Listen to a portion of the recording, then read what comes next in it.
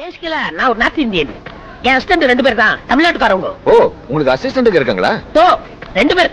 ஒருத்தன் பேர் தாமு, நல்ல பாடி, நல்ல பிரெயின், டோட்டலி சூப்பர்மேன். அப்ப இன்னொருத்தர்? ஏன்டா அப்படி குறுகுறுன்னு பாக்குற? No comments. Simply waste. ஏதோ சேர்த்துக்கிட்டோம்னு வச்சுக்கிட்டு இருக்கேன். அவர் பேர் என்னன்னு சொல்ல முடியுமா? யோ, ஆளே வேஸ்ட்ங்கற பேரை கேட்டுக்கிட்டு இருக்கேன். அவர் பேர் Sethu. Hello, after TV, after TV. சும்மா பாடாத பாட்டெல்லாம் பாட வந்தேன், காணாத கண்களை காண வந்தேன், பேசாத மொழியெல்லாம் பேச வந்தேன், உன் ஆசை நெஞ்சிலே ஆட வந்தேன், உன் ஆசை நெஞ்சிலே ஆட வந்தேன். கிறுக்கா உன்னை நான் ரசிச்சேன், உன்னையே நினைச்சு தினமோ சிரிச்சேன், ஜிமிக்கி நடுவா உன்னை நான் ஒழிச்சேன், கடைசி வரைக்கும் சதா வருவேன். இந்த ஊர் என்ன விலைன்னு அப்புறம் எடுக்கலாம்னே. சரி, இந்த தெருவாள் என்ன விலை வாங்கிக்கலாம்னே. ஐயோ, இப்போ நான் எதையாவது வாங்கி ஆகணும் மேடம். ஆட இந்த லட்சத்தை என்ன பண்ண போறீங்க?